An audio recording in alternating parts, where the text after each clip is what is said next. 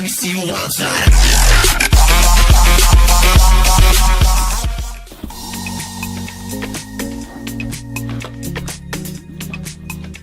First up is a product called the Printbrush X DR, and unusual doesn't even quite cover it. It is a tiny printer that connects wirelessly to your smartphone, and you might be wondering, where's the paper?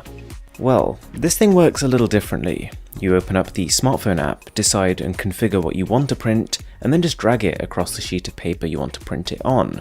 You can also make taller images using multiple swipes, although this was pretty hard to get right when I tried it. And it's not just limited to paper. In fact, almost every surface I tried it on that wasn't covered in some sort of coating, it works with. This, by the company Mopic, is the Snap 3D, and it is a smartphone case that you can clip to the back and protects your phone, but with one massive twist. You can take the case off the back and put it on the front of your smartphone, and it turns your screen into a glasses-free 3D experience. Almost like a 3DS on steroids. It's got a massive library of content and can also auto-convert almost every 3D video. And the craziest thing with no external attachments is you can take a 3D photo with the front camera or the rear camera of someone else and just place this on top of your screen and view it. The effect is not going to come across on camera, but this is unlike any smartphone accessory I've ever tested, and they've actually built an application which tracks your eyes so that the 3D can adjust as you move around. Okay, this product is the smartphone microscope, and it doesn't look too dissimilar from a lot of cheap knockoff camera lenses that don't really do anything, but this one surprised me. You just screw in the attachment and clip it around your phone like you would any other camera lens, but this one comes with quad LEDs built in. To which you might be thinking, why do I need that? Well, it gets pretty dark when you're magnifying something 120 times. It's quite tough to comprehend that extent of magnification. It's the equivalent of going from seeing something from a distance to seeing every wrinkle, nook and pore.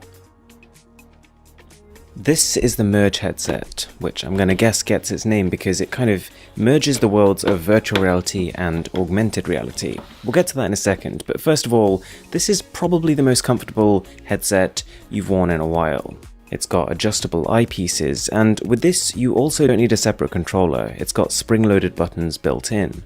You're then taken to this hub on your smartphone where you can browse all the different VR experiences. There are games, there are apps, all the standard stuff, but if you haven't explored VR on smartphones yet, you might be surprised at the variety and how good a lot of this stuff is. So, I also mentioned augmented reality, and that's where the Merge Cube comes in. You can probably tell the company has built some really intricate patterns on this, and because of this intricacy, the phone can track what is happening on the Cube at any one time with a surprising degree of accuracy. And so essentially, this is your portal into AR, and there's nothing huge, there's no blockbuster games here, but plenty of interesting surprises, and when you combine it with virtual reality at the same time, the effect is, again, pretty unique to this product.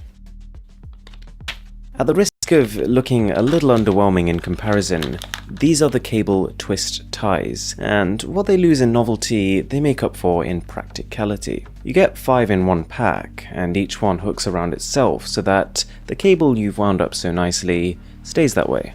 And there are all sorts of different sizes for all sorts of different cables. Can be quite a good way of also shortening a cable that's just way too long.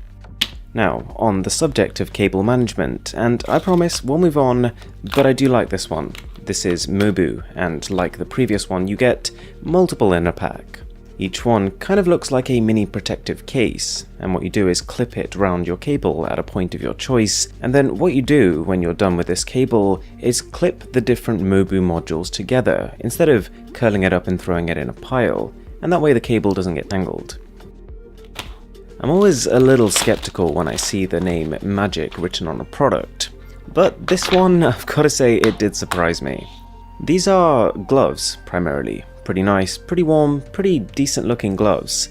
But, as well as keeping your hands warm, they also are coated with microfiber material, which means with a couple of rubs you can polish up even the worst fingerprint magnets. And it's not just for smartphones. Having this product as a glove means you can reach a lot of places that you wouldn't be able to with a cloth.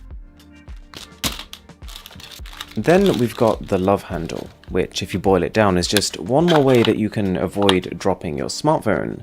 But this one has a focus on customization. So as well as having just a ton of designs to pick from, you can also design your own on their site.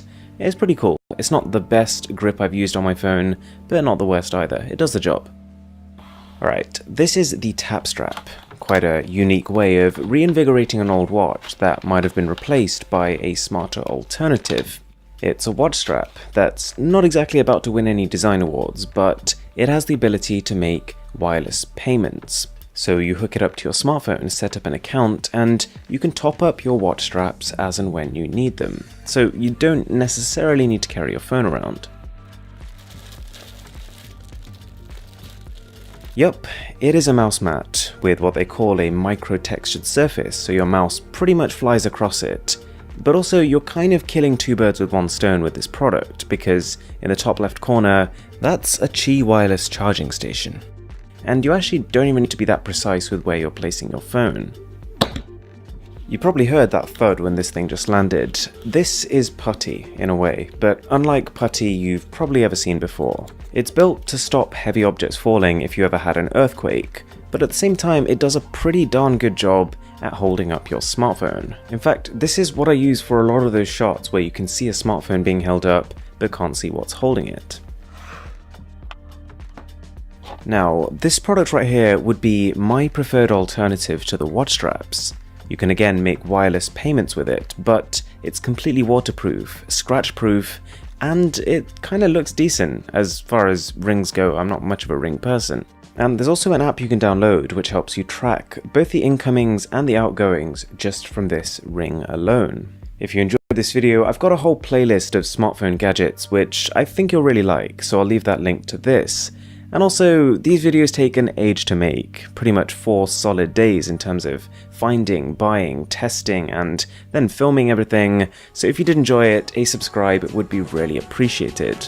As always, my name is Aaron, this is Mr. Who's the Boss, and I'll catch you in the next one.